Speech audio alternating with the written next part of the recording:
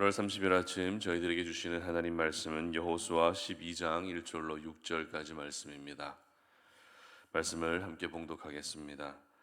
이스라엘 자손이 요단 저편 해돋는 쪽 곧 아르논 골짜기에서 헤르몬 산까지의 동쪽 온 아라바를 차지하고 그 땅에서 쳐 죽인 왕들은 이러하니라. 시온은 헤스본에 거주하던 아모리 족속의 왕이라. 그가 다스리던 땅은 아르논 골짜기가에 있는 아로엘에서부터 골짜기 가운데 성읍과 길르앗 절반 곧 암몬 자손의 경계 약복강까지이며 또 동방 아라바 긴네롯 바다까지이며 또 동방 아라바의 바다 곧 염해의 베저시몬으로 통한 길까지와 남쪽으로 비스가산 기슭까지이며 옥은 르바의 남은 족속으로서 아스타롯과 에드레이에 거주하던 바산의 왕이라. 그가 다스리던 땅은 헤르몬 산과 살르가와 온 바산과 및 그술 사람과 마아가 사람의 경계까지의 길르앗 절반이니 헤스본 왕 시온의 경계에 접한 곳이라. 여호와의 종 모세와 이스라엘 자손이 그들을 치고 여호와의 종 모세가 그 땅을 루벤 사람과 갓 사람과 므낫세 반지파에게 기업으로 주었더라. 아멘. 왕 노릇하지 말고 진정한 왕을 인정하라라는 제목으로 말씀 전합니다. 호랑이 없는 골에 토끼가 왕 노릇한다라는 옛말이 있는데요. 의미는 힘세고 뛰어난 사람이 없는 곳에서 보잘것없는 사람이 권력을 가진다라는 그런 뜻을 가지고 있습니다. 다시 말해서 왕이 아닌데도 왕처럼 행세하는 모습을 의미하는 것이죠. 이것을 우리 삶에 한번 적용해 보게 되면 직장 안에서 내가 직원임에도 불구하고 대표처럼 행동한다거나 아니면 가정 안에서 내가 가장이 아닌데도 가장인 것처럼 행동하는 모습이라 할 수 있을 것 같습니다. 그렇기 때문에 이와 같은 모습은 결코 좋은 모습이라 할 수 없겠죠. 오히려 버릇 없는 모습으로 보여질 수 있고 개념을 잃어버린 모습처럼 보여질 수 있기 때문에 언제나 저희들은 이와 같은 모습을 주의해야 합니다. 그런데 이러한 모습들이 저희들에게서도 가끔 보여질 때가 있는 것 같습니다. 무슨 말입니까?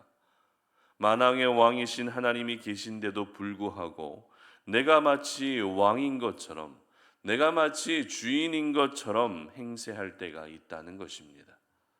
그래서 하나님께 묻지 않고 모든 것을 결정하기도 합니다. 왕의 자리에 하나님이 계신 것이 아니라 내 생각과 내 주장과 내 의지가 왕 노릇한 채로 살아간다는 것입니다.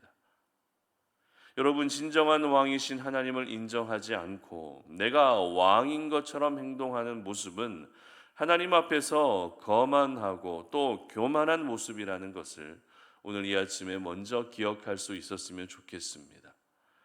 오늘 본문이 기록된 여호수아 12장은 여러 왕들이 언급되고 있는데요. 오늘 살펴볼 본문에서는 모세가 정복한 2명의 왕이 언급되고 또 내일 본문에서는 여호수아가 정복한 31명의 왕이 언급됩니다. 이렇게 모세와 여호수아에 의해서 정복당한 왕들이 열거되고 있다는 것은 가나안 정복 전쟁이 드디어 마침표를 찍게 되었다는 것을 보여주는 것이죠. 수많은 왕들을 차례대로 정복했다는 것은 그만큼 많은 전쟁을 가나안 땅에서 치렀다는 의미이기도 합니다.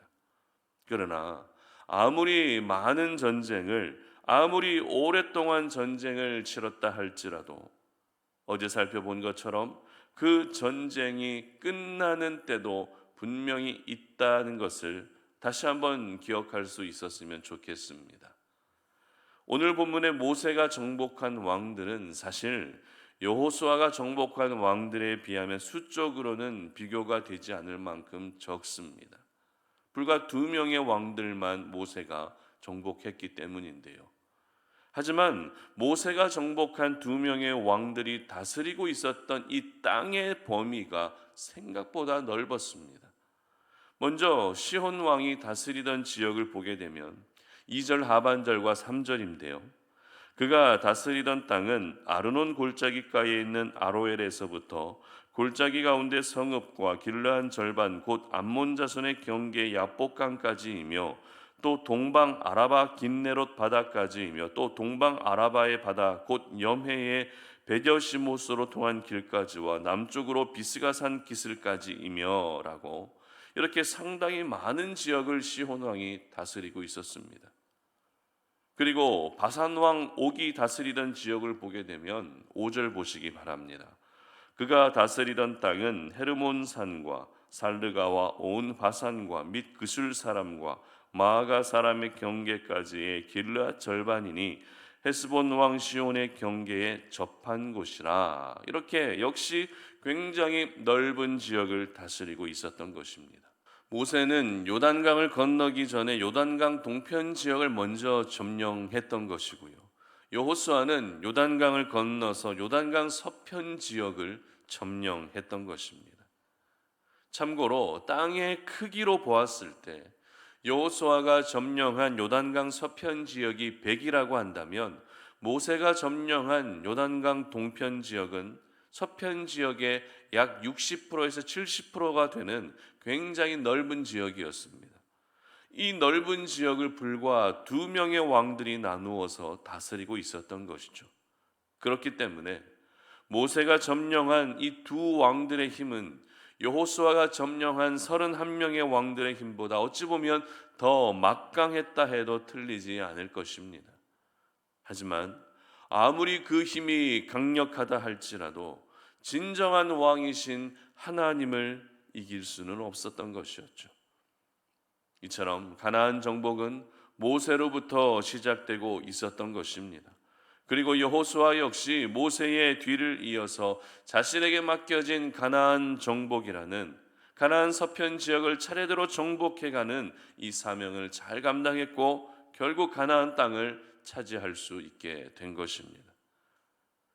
특별히 저희들은 오늘과 내일 묵상하게 되는 여호수아 12장 말씀에서 이 왕이라고 하는 이 표현이 계속 등장하고 있는 이 부분을 주목할 필요가 있습니다. 여러분, 요단강을 경계로 서편과 동편에 이렇게 많은 왕들이 있었다는 것은 무엇을 의미할까요? 그리고 이 많은 왕들이 모세와 여호수아에 의해서 차례대로 정복당했다는 것은 또 무엇을 의미하는 것일까요?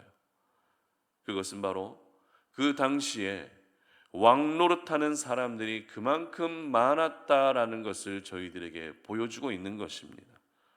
하지만 그렇게 왕 노릇하고 있었다 할지라도 진정한 왕이신 하나님 앞에 모두 무릎 꿇게 되었다는 것을 한눈에 보여주고 있는 것입니다.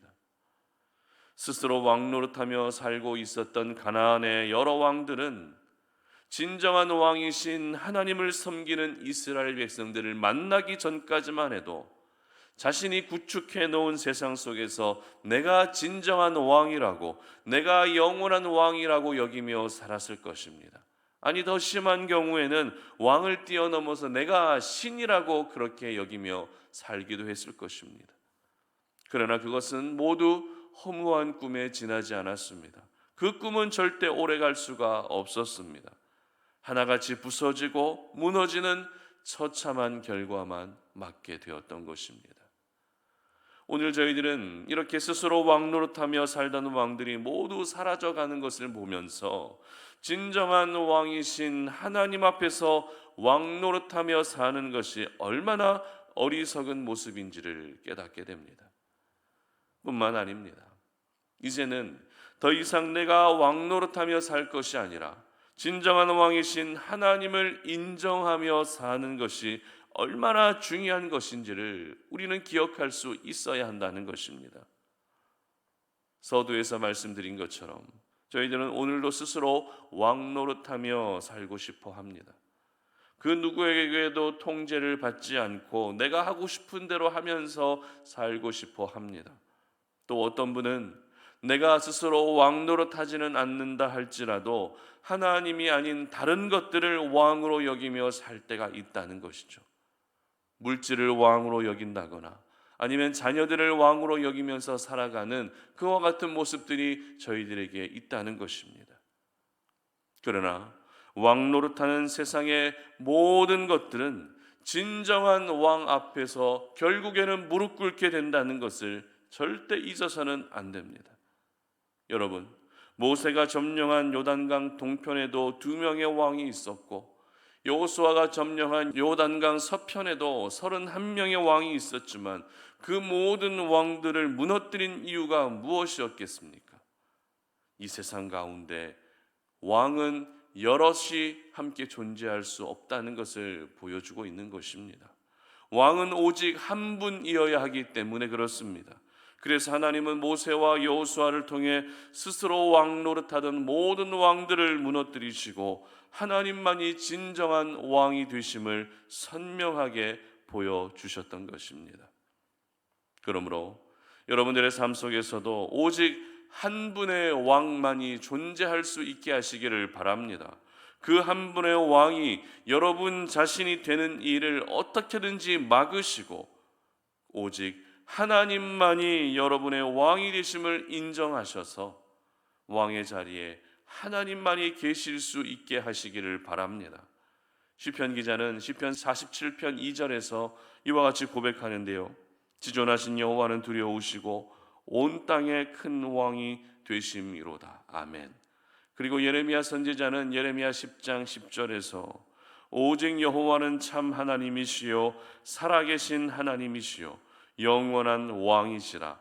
그 진노하심에 땅이 진동하며 그 분노하심을 이방이 능히 당하지 못하느니라. 아멘.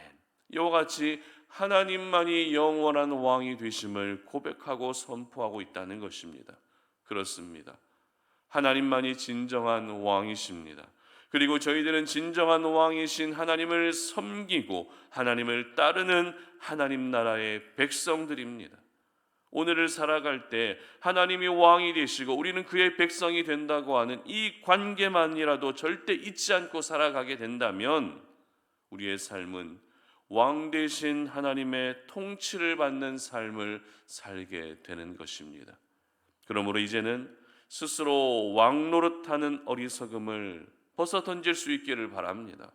스스로 왕 노릇하며 살았던 거만함과 교만함들을 모두 내려놓을 수 있기를 바랍니다. 그리고 진정한 왕이신 하나님을 인정하며 살 수 있기를 바랍니다. 그래서 왕 되신 하나님과 오늘도 동행하시고 왕 되신 하나님과 오늘도 함께 하시며 그 왕 되신 하나님의 보호를 받고 왕 되신 하나님의 능력을 경험할 수 있는 저와 여러분들 되시기를 주님의 이름으로 축복합니다. 함께 기도하겠습니다. 하나님 아버지 감사합니다.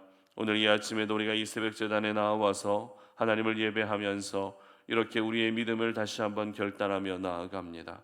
우리가 스스로 왕 노릇하며 살고자 했던 모든 어리석음들을 내려놓고 벗어 던질 수 있는 오늘 이 아침이 되게 하여 주시옵소서.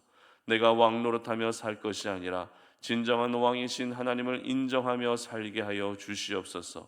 스스로 왕 노릇하던 모든 것들은 결국에는 진정한 왕 앞에서 무릎 꿇게 된다는 것을 우리가 기억하오니 하나님, 우리 송탄 오륜의 모든 가족들 한 분 한 분이 스스로 왕 노릇하며 사는 인생이 아니라 하나님만을 진정한 왕으로 인정하고 모실 수 있는 그러한 삶을 살게 하여 주시옵소서.